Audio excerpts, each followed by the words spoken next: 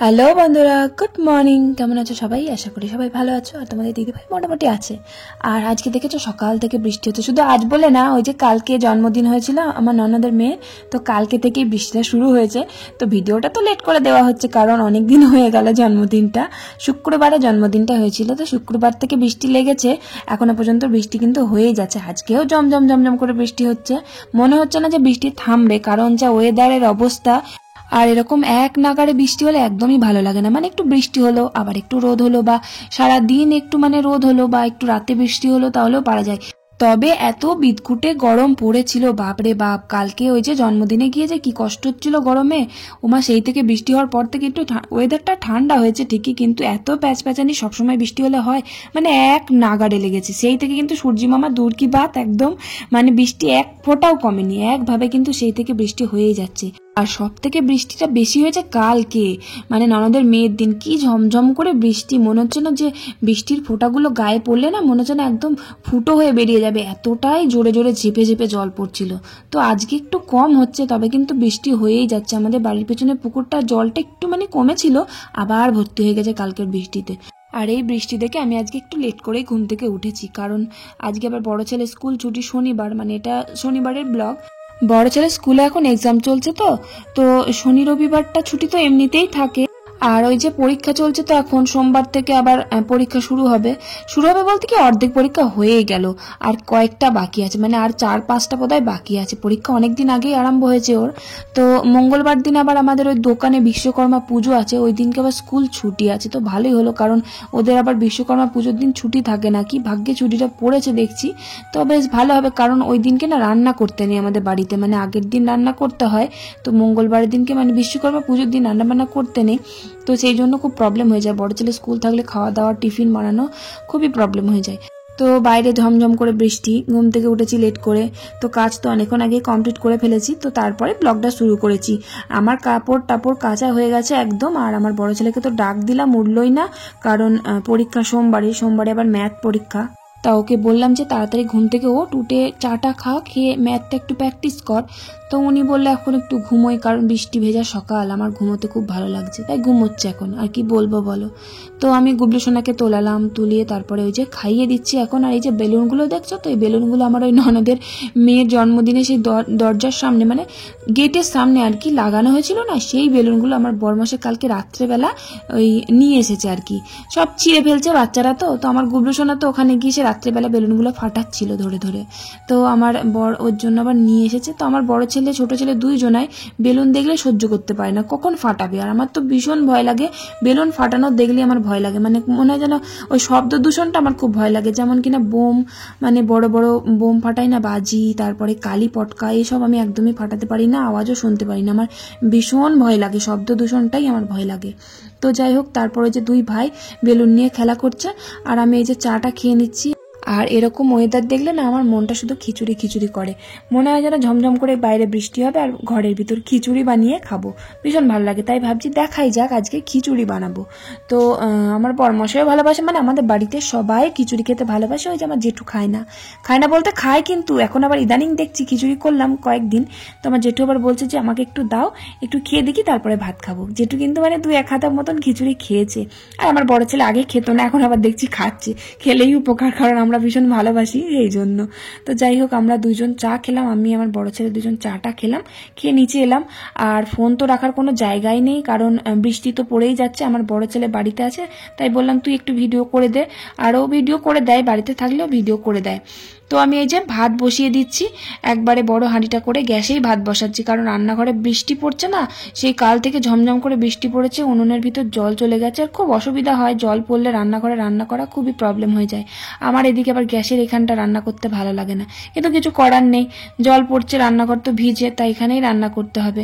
তো আমি চালটা ধুয়ে দিচ্ছি, জল খাবার মতন কয়েকটা ভাত করব, তারপরে আবার দুপুরবেলা এই হাঁড়িটাতে আবার খিচুড়ি করব, যেমন আর কি করে নিই আমরা। তো মা বললো যে জলখাবারের ভাত হবে, আর তাহলে জলখাবারে বেশি আলু সিদ্ধ দিতে হবে না, জলখাবারে একটু আলু, বেগুন, পেঁয়াজ, টমেটো দিয়ে একটু আলু চচ্চড়ি করো। তাই ভাবলাম যে বেশ ভালোই হবে, আর এরকম চচ্চড়ি খেতে খুব ভালো লাগে, একটু বেগুন দিয়ে কিন্তু খুব সুন্দর লাগে। আলু চচ্চড়ির মধ্যে একটু বেশি করে পেঁয়াজ, কাঁচা লঙ্কা চিড়ে, 5 ফোড়ন দিয়ে একটু বেগুন, আলু আর একটু টমেটো থাকলে জাস্ট ফাটাফাটি লাগে। আর নিচের গ্যাসে মানে মায়ের গ্যাসটাতে না মানে বড় গ্যাসটা জ্বলে ভালো, কিন্তু ছোট গ্যাসটা একদমই জ্বলে না, মানে কিছু হয়েছে, খারাপ হয়ে গেছে, ওটা ঠিক করাই হয়নি।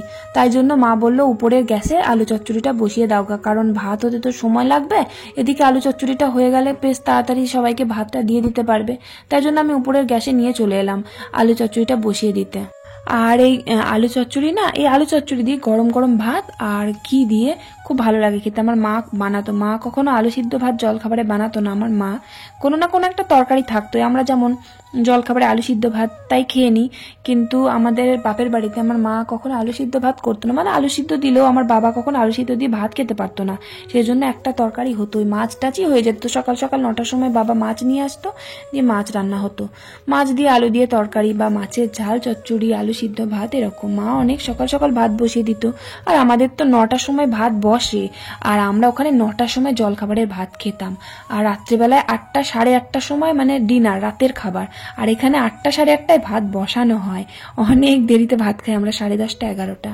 তো যাই হোক, তারপর আলু চচ্চড়িটা উপরে গ্যাসে বসিয়ে দিয়েছি, দিয়ে নিচে এলাম পুঁই শাকটা কাটার জন্য। দেখো বৃষ্টি কিন্তু এখনো পড়ছে, আমার বড় ছেলে ভিডিওটা করে দিচ্ছে। আর এই যে টালির মাথায় পুঁই শাকগুলো কি মোটা মোটা হয়েছে, কি সুন্দর লাগে খেতে, জানো তো, মোটা মোটা পুঁই, তার উপরে বাড়িতে, আর চালের পুঁই কিন্তু খুব ভালো হয় খেতে। আর এই পুঁইটা কিন্তু মোটা হওয়ার কারণ আছে, সেটা হলো যে আমার শ্বশুরমশাই না এই পুঁই গাছের গোড়াতে না সার দিয়েছিল, সেই জন্য পুঁই গাছটা বেশ মোটা মোটা হয়েছে। এরকম মোটা মোটা পুঁই খুবই ভালো লাগে খেতে। তবে মাঠের পুঁই একদমই খেতে ভালো লাগে না, অনেক সময় মাঠের পুঁইটা না ক্যাচ ক্যাচ করে, খেতে সিদ্ধ হয় না, ভালো লাগে না, টেস্ট হয় না। বাড়ির পুঁইটা খেতে খুব ভালো হয়। তো তারপর পুঁই শাকটা কেটে নিয়ে এসে এই যে কেটে কুটে নিচ্ছি, আমি আমার শাশুড়ি মা দুজনাই একসাথে দুটো বটিতে করে কেটে নিচ্ছি, তাহলে তাড়াতাড়ি কাটাকুটি হয়ে যাবে। আর শুধু খিচুড়ির সাথে পুঁই শাক না, অনেক কিছুই করব, বেগুন আছে বেগুন ভাজা করব, তা না হলে বেগনি করব, বা ডিম আছে ডিম ভাজা করব। খিচুড়ির সাথে আমার মা বেশ ডিম ভাজা করতো, ওটা আমার খুব ভালো লাগতো। ছোটোবেলায় আমরা খিচুড়ির সাথে ডিম ভাজাটাই বেশি পছন্দ করতাম। তো মা আলু ভাজতো মাঝে মাঝে, এরকম চচ্চড়ি বা পুঁই শাক চচ্চড়ি কখনোই করতো না, কোনো দিনই করেনি। মানে যখনই মা খিচুড়ি করতো তখনই আলু ভাজা লম্বা লম্বা পোস্ত দিয়ে লম্বা লম্বা করে আলু ভাজতো, আর ওই ডিম ভাজা, বেশ দারুণ লাগতো খেতে। আর বৃষ্টি পড়তো, মা রাত্রেবেলা খিচুড়ি করতো, আমরা তো দিনের বেলা করি, মা আবার রাত্রেবেলা খিচুড়ি করতো।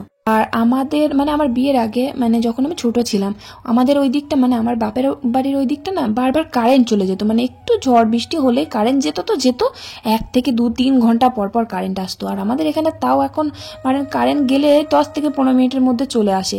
আর ওখানে কারেন্ট যেত বাপরে, কখন যে কারেন্ট আসে তার ঠিক নেই। মা রান্না করছে, ধরো রান্নাঘর আমাদের ঘর থেকে অনেকটা দূরে রান্নাঘর, তো মা রান্না করছে আর আমি আমাদের বারান্দা থেকে মাকে দেখছি, অন্ধকারে মা বসে বসে একটা ছোট্ট একটা লম্ফ বলে না, সেই লম্ফগুলো জেলে জেলে মা রান্না করতো।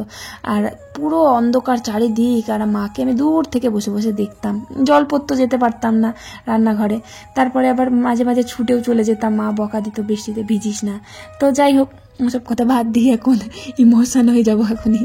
তো যাই হোক, আর ওই যে আমার ননদের মেয়ের জন্মদিন হয়েছিল না কালকে, তো আমার শ্বশুর মশাই তো সবারই নিমন্ত্রণ ছিল আমাদের, তো আমার শ্বশুর মশাই তো অসুস্থ, যেতে পারিনি, তাই জন্য বাবার জন্য ওই ফ্রাইড রাইস মানে সব কিছু রান্নাবান্না খাবার দাবার আর কি পাঠিয়েছিল।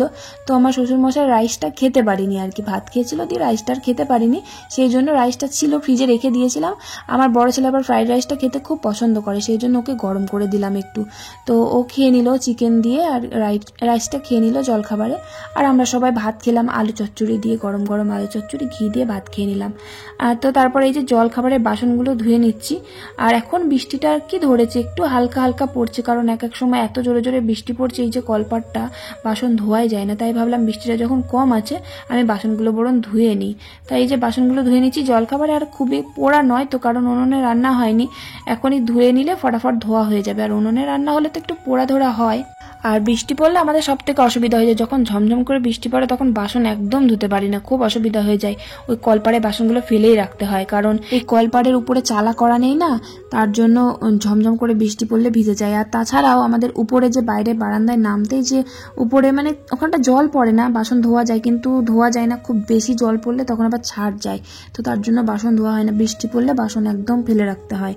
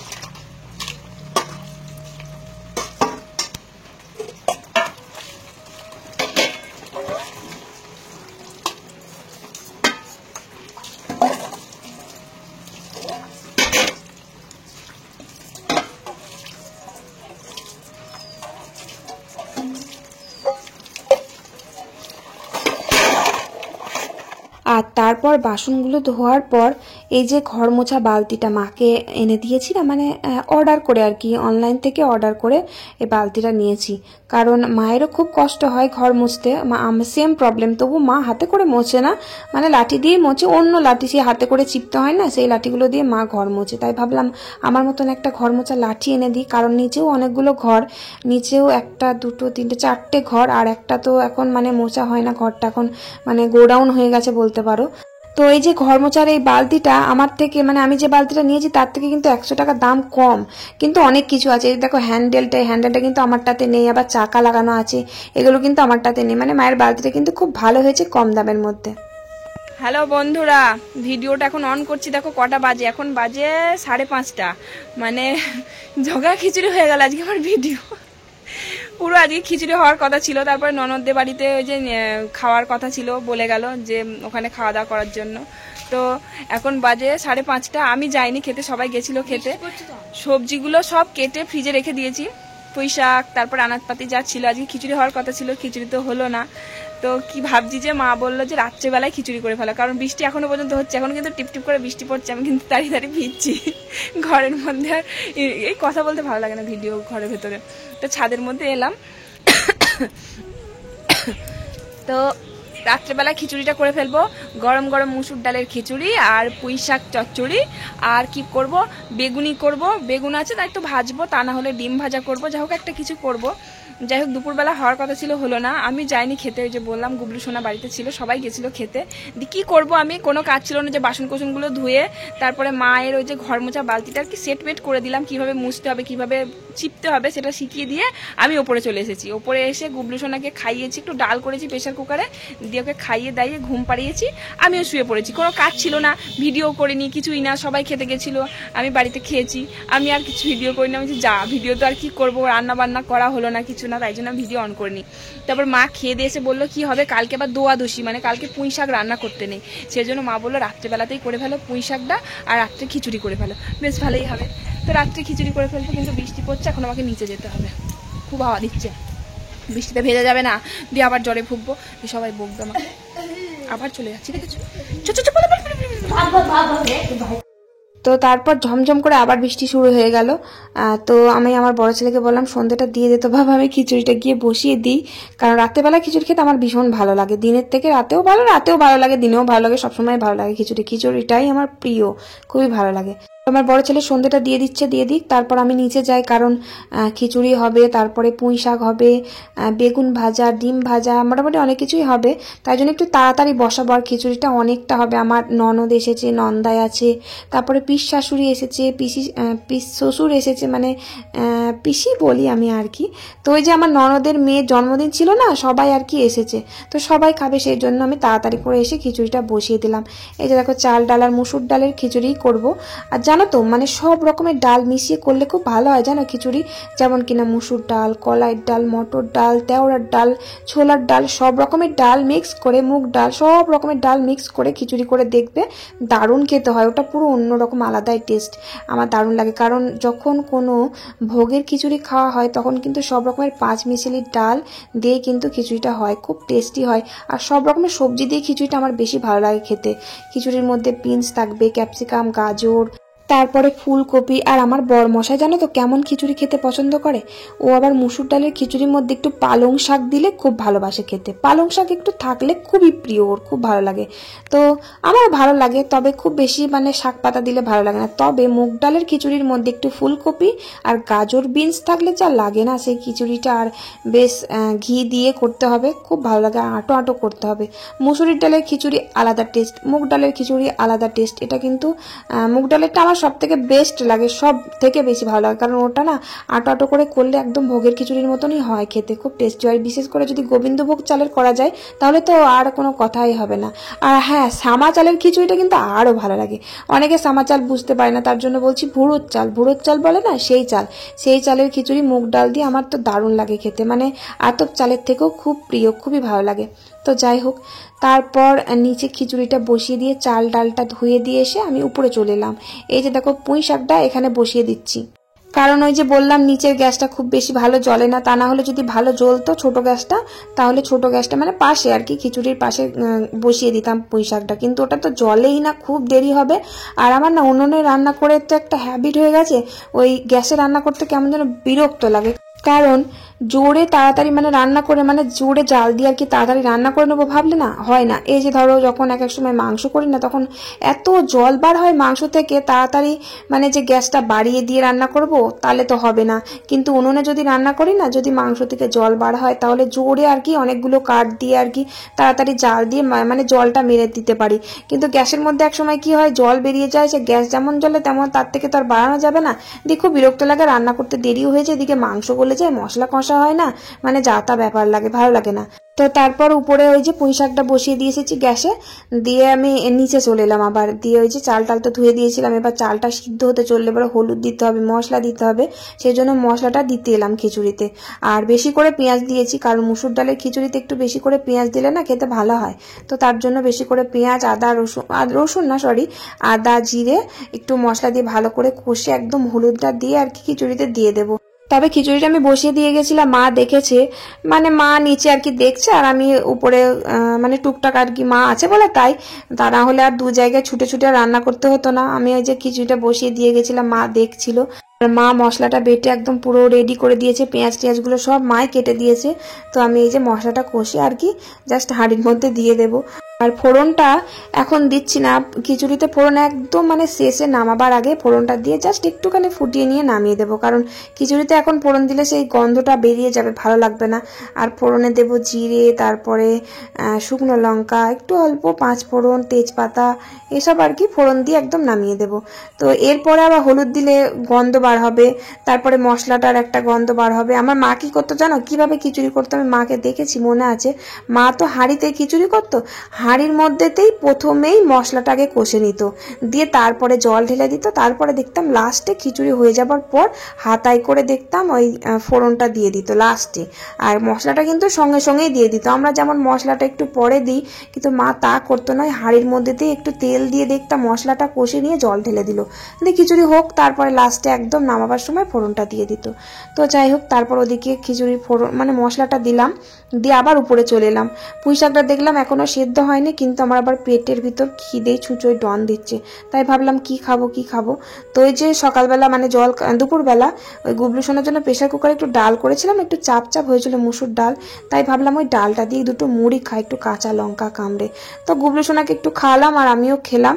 আর মুসুর ডাল দিয়ে কিন্তু মুড়ি খেতে ভালোই লাগে, জানো, তোমরা খেয়েছো নাকি কোনোদিনও? তবে ডালটা কিন্তু একদম চাপচাপ হতে হবে, একদম পাতলা ডাল হলে কিন্তু খাওয়াই যাবে না, ভালো লাগবে না। তো বেশ চাপচাপই হয়েছিল, ওবেলা যখন ডালটা করেছিলাম আরও বসে গেছে।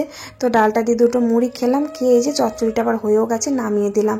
আবার নিচে যেতে হবে, আবার ফোড়ন দেবো খিচুড়িতে, তারপর ওই যে ভাজাভুজোগুলো করতে হবে। ভাবলাম বেগুনি করব, কিন্তু বেগুনি আর করবো না, অনেকটা দেরি হয়ে যাচ্ছে, বেসন ফাটাতে হবে আরও, তাই ভাবছি মাকে বললাম যে বেগুন ভাজবো আর বেগুনি করব না, আর ডিম ভাজা হবে, আর এই যে পুঁই শাকটা হলো, আবার কত কি লাগে বলো তো খিচুড়িতে। তো এই যে দেখো খিচুড়ি হয়ে গেছে, এসেই আমি ফোড়নটা দিয়ে দিলাম। ওই যে ফোড়ন দেওয়া হয়ে গেছে, পুরোপুরি কমপ্লিট। শুকনো লঙ্কা দিয়েছি 4-5টা, লঙ্কাগুলো কিন্তু সবই গোটা গোটা আছে, আমার গুবলু সোনার ঝাল লাগবে তো ওর তুলে নেব, দিয়ে তারপরে লঙ্কাগুলো ঘেটে ঘুটে দেবো আর কি। আর না দিলেও হবে, যার পাতে করবে সে মেখে মেখে খাবে। আর বেগুনটাও মা কেটে নুন হলুদ মাখিয়ে রেখে দিয়েছিল, বেগুনে নুন হলুদ মাখিয়ে রেখে দিলে না তেলটা কম পড়ে, মানে তেলটা কম টানে আর কি, যা বেগুনে তেল টানে বাপরে, বেগুন ভাজা খাওয়া না, এইসব এত তৈলাক্ত জিনিস আমাদের মানে খাওয়াই চলে না। আমার বরমশাই, আমার শ্বশুর মশাই তো বেগুন ভাজা খেতে ভালোবাসে, কিন্তু বাবার তো তেল খাওয়া চলবে না, বাবার ওই যে কোলেস্ট্রল বেড়ে গেলে প্রবলেম আছে, তাই জন্য। তারপরে আবার ডিমও ভেজেছি, সেটার আর ভিডিও করিনি, বাপরে বাপ আর ভালো লাগছে না। এই যে দেখো ডিম ভেজেছি, সবার জন্য একটা করে ভেজেছি ডিম। তো ডিম ভাজা, বেগুন ভাজা, আর পুঁই শাক চচ্চড়ি আর খিচুড়ি। বলো তোমরা খাবে কি? চলে এসো আমাদের বাড়িতে, খেয়ে আমাদের হজম হয়ে গেছে। তো যাই হোক, তোমরা খেতে ভালোবাসো কারা কারা কমেন্ট করে জানিও। এইটা নিয়ে খিচুড়ির যে কতগুলো ভিডিও হয়ে গেল, বলবে দিদি ভাই শুধু খিচুড়ি খেয়েই যাই। তো আজকের ভিডিও আমি এই অবধি করছি। খিচুড়িটা জাস্ট অসাধারণ হয়েছিল, আর সত্যি খিচুড়ি খেতে আমি খুব ভালোবাসি, মানে এতটাই খেতে ভালোবাসি আমার খিচুড়িতে কোনো অরুচি নেই, যদি রোজ হয় রোজই খেয়ে নেবো, এরকম টাইপের খেতে ভালোবাসি খিচুড়ি। আর চলো অনেক রাত হয়ে গেল, ভিডিওটা আর বাড়াবো না। মানে সবার খাওয়া হয়ে গেছে মোটামুটি, আমরা খিচুড়িটা আর কি আমাদের মতো নিয়ে এসে উপরে খেয়ে নিচ্ছি। মা, বাবা, তারপরে আমার ননদ, নন্দাই, তারপর পিসি মশাই, মানে সবার মোটামুটি খাওয়া হয়ে গেছে। তারপরে আমরা উপরে এই যে খিচুড়িটা নিয়ে চলে এলাম। আর আমার বড় ছেলে খিচুড়ি খেতে ভালোবাসে না, কিন্তু কি তাড়াতাড়ি ঝটাপট খিচুড়িটা খেয়ে নিল, ওর বোধহয় খিদে পেয়েছিল। তো যাই হোক, চলো ভিডিওটা শেষ করি। ভালো লাগলে তোমরা একটা লাইক, কমেন্ট, শেয়ার করে দিও আমার চ্যানেলটা। চলো আজকের মতো টাটা, বাই বাই, সবাই ভালো থেকো, গুড নাইট।